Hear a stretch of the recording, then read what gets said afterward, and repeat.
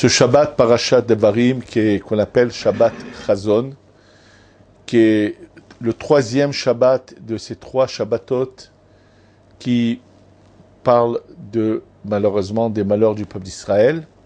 Et donc c'est la semaine de Tisha B'Av.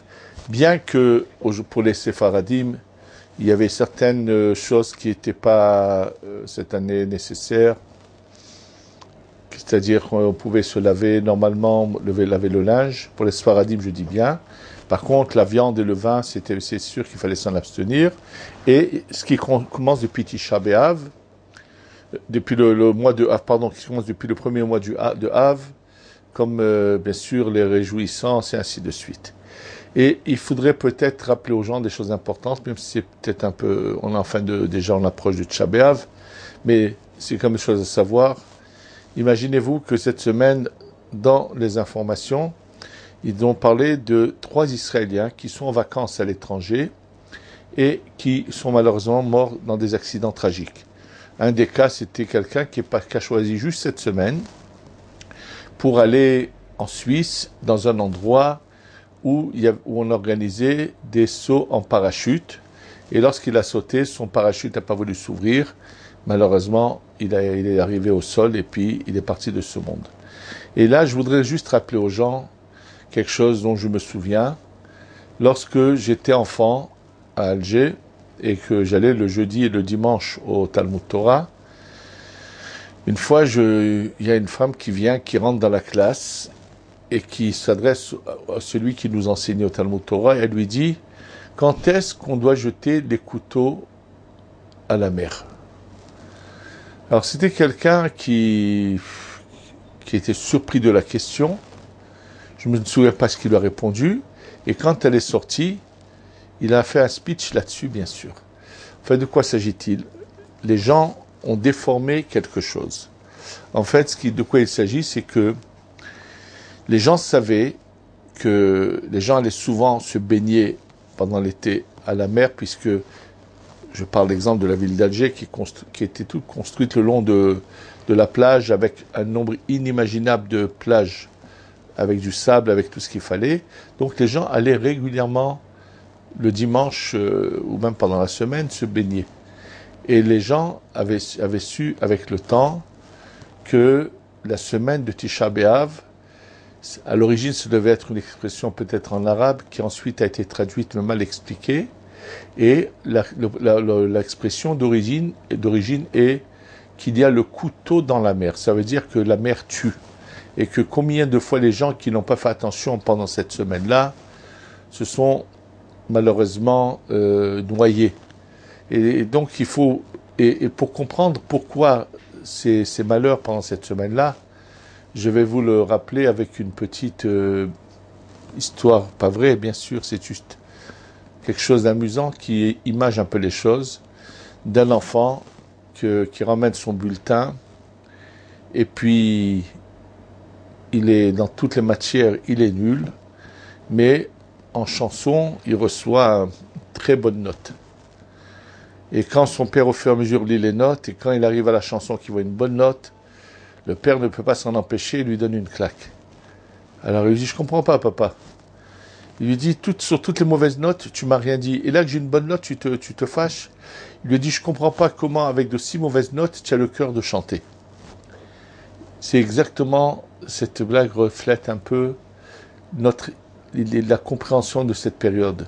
Comment on peut avoir le cœur d'aller se réjouir alors que c'est la semaine où pour éviter l'extermination du peuple d'Israël, Akadosh Baruch Hu a préféré déverser son courroux sur le Beth Amikdash. C'est comme un père qui a son fils là énormément contrarié, énervé, et qui est dans une crise de colère terrible, et il sait qu'il risque de faire quelque chose de grave. Donc pour éviter de déverser sa colère sur son fils, il a un bel objet dans la maison, et il le casse, il le brise. Attention, celui qui fait ça, dans la halakha, est considéré comme un idolâtre, parce que dans une scène de colère, il est en train de briser des objets. Mais l'exemple est tout simplement pour dire que Kadosh Baruch Hu a préféré que malheureusement on soit privé du Beth Amikdash plutôt que de déverser toute sa colère sur notre attitude qui était, c'est-à-dire sur tout ce qu'on aurait dû Chas v'Shalom recevoir. Et d'ailleurs, nos sages disent que il y a marqué Mizmor le Asaf. Quand Asaf parle de la destruction du Beth Amikdash, c'est marqué Mizmor, la chanson de Asaf. Et les Chachamim de poser la question, mais c'est Mizmor, c'est une chanson, on aurait plutôt dit Kina, lamentation d'Asaf. Il dit non, lorsqu'ils ont vu que le Beth Amikdash a été détruit, alors ils ont compris qu'eux ont été épargnés, que la Midat Hadin, pas la colère, c'est plutôt dire le jugement grave qu'ils auraient dû subir a été sur ce lieu saint du Beth Amikdash, et on doit en être conscient. D'ailleurs, comme il n'y a jamais de hasard, c'est toujours dans la paracha de Dvarim qui se trouve la semaine de Tisha B'Av. Or, qu'est-ce que c'est la paracha de Dvarim? C'est Moshe Rabbeinu qui, avant de quitter l'Arm Israël, pendant 36 jours, il va leur parler, c'est-à-dire le premier Shvat, il quitte le 7 Adar, et depuis le premier Shvat, Moshe Rabbeinu va dire tout ce qui est marqué dans le Sefer Dvarim. Et là, il s'adresse à cette génération qui va rentrer en Eretz Israël. Et donc, apparemment, on pourrait se poser la question, comment se fait-il qu'il leur rappelle des choses dans lesquelles eux n'ont pas été concernés, puisque eux font partie de la génération qui va rentrer, et que tout ce qu'il mentionne, ce sont leurs parents, les adultes, qui ont été punis, qui sont morts dans le désert, que ça concerne essentiellement. Eux étaient jeunes. Mais Moshe Rabbeinu veut leur rappeler, si vous ne voulez pas subir le même sort que vos parents, alors vous avez eu un mauvais exemple dans votre jeunesse, ne copiez pas ce mauvais exemple, réveillez-vous, reprenez-vous en main, et c'est pour ça qu'il leur fait toutes ces remontrances, qui commencent par le livre de Devarim, où Moshe va commencer à leur faire les remontrances sur toutes leurs erreurs. Et c'est pourquoi chaque année, nous lisons dans Shabbat Chazon, ce Shabbat qui est juste avant Shabbat, ou Tisha B'Av comme cette année, qu'on lit ces psukim de Dvarim, dans laquelle d'ailleurs il y a une allusion à ce livre des lamentations de Echa, puisque c'est marqué Echa, et Salevadi, Tachem Masachem. Et d'ailleurs, dans les communautés ashkénazes, quand on arrive à ces mots-là, celui qui lit le Sefer Torah change de ton et va le lire dans le ton lequel nous lisons les lamentations de Echa. Donc c'est pour nous rappeler, et ça il faut qu'on réfléchisse, qu'on pense, qu'on fasse un examen de conscience. C'est cet examen de conscience qui va nous préparer à ces 7 semaines qui sont ensuite, qui vont venir nous aider à nous préparer au jour du jugement de Rosh Hashanah. Cette année, Tisha B'Av est une manière un peu différente des autres années, puisque ça tombe un Shabbat, donc le jeûne est repoussé à dimanche. Alors, sur le plan halakha, il y a une nuance, c'est que normalement, lorsque Tisha B'Av tombe au milieu de la semaine, à la sortie de Tisha B'Av, nous ne devons pas consommer de viande et attendre le lendemain, puisque le temple a commencé à brûler le 9, mais a essentiellement brûlé le jour du 10. Donc c'est pour ça que comment on appelle ça, on s'abstient de viande jusqu'au lendemain, qui est le 10 par contre. Jusqu'à Chatzot du lendemain, jusqu'au milieu de la journée du lendemain. Cette année, étant donné que Tisha B'Av va tomber le 10, puisqu'il est repoussé, donc dès Motsae Tisha B'Av, il sera toléré, ce sera déjà le 11, il sera toléré de manger de la viande, pour que les gens le sachent au moins.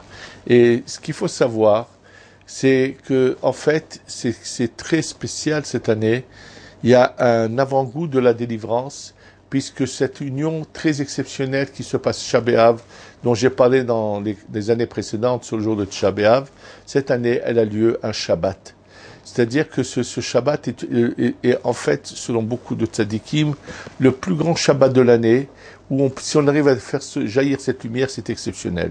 Et là, cette année, il y a quelque chose de particulier, c'est que le jour de Tisha B'Av, c'est le jour du décès du Chosé de Lublin. Le voyant de Lublin, que le Chosé de Lublin, qui était cet homme exceptionnel, ce tzaddik très particulier, qui avait une vue presque de prophète, Et c'est pour ça qu'on l'a appelé le Chosé. Le Chosé, c'est le voyant. Le Chosé de Lublin.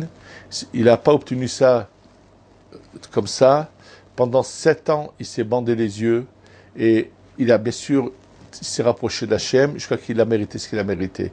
Et là, cette fois, le jour de Tisha B'Av, on va pouvoir faire dans les Seudot, dans nos repas, penser à la Hiloula de José de Lublin. Puisqu'en général, on ne peut pas faire de Hiloula, de repas pour lui, puisque ça tombe toujours Tisha B'Av. Exceptionnellement, cette année sera différent. Donc, il y a vraiment quelque chose de très particulier, que c'est un jour de Tisha B'Av où la lumière cachée commence à se révéler par le Shabbat. Il s'agit juste qu'on se décide de tous faire un effort et que peut-être on aura enfin la Géoula Shlema, la reconstruction du Beth Amikdash que nous espérons, ou plutôt voir venir Be'ezrat Hashem. On ne nous demande pas de nous endeuiller sur sur l'histoire d'il y a 2000 ans, mais de nous endeuiller sur nous-mêmes, puisque toute génération dans laquelle le Beth Amikdash n'est pas reconstruit, c'est comme si qu'il a été construit, qu'il avait été détruit. C'est-à-dire qu'on a un devoir très particulier de se remettre en question, de réfléchir, et ce dimanche qui sera le jour où on va lire ce livre de Echa, on doit tous vraiment faire que ce soit une journée. Sachez qu'il faut faire très attention à lire tout ce qu'il faut. Et non, vous avez de l'argent, c'est un dimanche, puisque normalement il ne faut pas travailler à Tisha B'Av. Et ça me rappelle que une année, la seule fois, depuis que je suis en Eretz Israël, depuis 1976, une année, j'ai dû voyager avant Tisha B'Av en France. Je voulais assister à la Brit Mila. Je devais être tout ça un mariage, mais en même temps assister à la Brit Mila d'un enfant qui, Baruch Hashem, était né de manière un peu miraculeuse, dont je connaissais les parents. Et Baruch Hashem, donc, c'était pour moi important d'y être présent. Et donc, je me suis retrouvé le jour de Tisha B'Av lui-même. La Brit Mila était le lendemain. Mais le jour de Tisha B'Av, je me suis dans une communauté. Bien sûr, d'abord, déception de voir que personne ne connaissait même la manière de chanter ces lamentations. Et le pire, c'est que le lendemain, à l'office de Shacharit, après la Tfila, donc on a lu Echa, et on a lu les lamentations. Donc, sachant les lire, j'étais en train de les lire, et pas beaucoup, j'ai pas allongé. Et quand j'ai fini, malheureusement, il n'y avait même plus minyan dans le Beth Knesset. Les gens s'étaient dépêchés de partir pour aller à leur travail. Alors que ça ne doit pas être du tout le cas. Tisha B'Av est un jour où on ne doit pas travailler. C'est un jour où on doit vraiment rester chez soi à penser et à comprendre qu'il y a un message comme je vous l'ai déjà dit, on ne se lamente pas, on ne jeûne pas sur ce qui s'est passé il y a 2000 ans, mais c'est sur notre propre, c'est-à-dire notre propre deuil personnel. On n'a pas encore le Beth Amikdash. C'est ça qui doit nous réveiller et nous faire comprendre que le galout, ça suffit. Mais comme je vous l'ai déjà dit, le galout, ça suffit, c'est pas par des slogans, c'est par une prise de conscience. Parce que, juste encore hier, j'ai rencontré quelqu'un qui était persuadé qu'il aurait plus de parnassa en dehors d'Eretz Israël qu'en Eretz Israël. Et on lui a raconté des sottises sur le mot que la terre s'appelle Eretz Kenaan, et on a fait un jeu de mots, et je lui ai dit, sache une chose, on t'a raconté du n'importe quoi, et je lui ai cité les paroles de Rav Moshe Alshir. Rav Moshe Alshir est un contemporain du Harizal, celui qui a écrit un commentaire sur la Torah qui s'appelle Torah Moshe, et Rav Moshe Alshir, le Harizal témoigne que lorsque Rav Moshe Alshir parlait sur la paracha, que ses paroles étaient écoutées au ciel, et il a plusieurs témoignages sur lui éloquents, et il écrit dans son livre, et ne crois pas à ce mensonge qu'Akadosh Baruch Hu ne peut donner la parnassa qu'en dehors d'Eretz Israël et pas en Eretz Israël. Les gens ne comprennent pas que des fois ils ont des épreuves, mais c'est juste pour voir jusqu'où va aller notre émouna. Si Avraham Avinu a subi 10 épreuves, c'est parce qu'Akadosh Baruch Hu voulait qu'il les surmonte et à travers cela, il a révélé la lumière divine dans les ténèbres. Donc c'est vrai que des fois, les gens, quand ils viennent, subissent des épreuves, mais quand on sait surmonter une épreuve, on en ressort encore plus fort.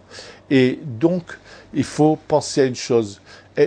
Demander le Mashiach, c'est pas rester en galoute et demander à ce qu'il vienne chez soi, comme je vous l'ai déjà raconté dans certains cours, mais de comprendre qu'on doit se préparer tous à cette venue du Mashiach au plus tôt, en essayant de prendre conscience qu'il faut qu'on retourne à la maison de papa, en avoir envie et à demander à Kjoukou, aide-nous à revenir à la maison, papa. Et celui qui vient avec sa Emouna Pshuta, avec une authentique Emouna, Be'ezrat Hashem, en venant, il ne subira pas ces épreuves difficiles, mais il verra les portes s'ouvrir, et c'est Bederer chez Adam Rotse Lalechet Molechinoto. Le chemin que la personne veut aller, dans ce qu'elle va aller, on le guide et on l'emmène. Donc tout dépend que de nous, et c'est à nous réveiller, à faire une sorte de réflexion, et d'arrêter de dormir, et d'arrêter de rêver, et d'arrêter de faire passer la vie sans but, sans arriver au but, et penser à chacune de nos actions, à chacune de nos pensées, à chacune de nos paroles, qu'est-ce que j'aurais à répondre à Kadosh Baruch Hu après 120 ans ou quand viendra le Mashiach? Est-ce qu'il acceptera ma réponse? Est-ce qu'elles seront valables? Est-ce qu'il me dira pas qu'est-ce que tu racontes? C'est comme ça que tu avais ta confiance en moi, tu croyais en moi. Et je pense que chacun, et c'est le moment d'avoir vraiment un réveil, et Be'ezrat Hashem, que Kadosh Baruch Hu nous aide à réveiller nos cœurs, et que cette année, ça soit vraiment un Yom Tov, un jour de fête, qu'on ait enfin la Géoula Shlema, et que Be'ezrat Hashem, on voit la Géoula venir, Be'ezrat Hashem, Bimera, Be'amenu, Amen. Yerushalayim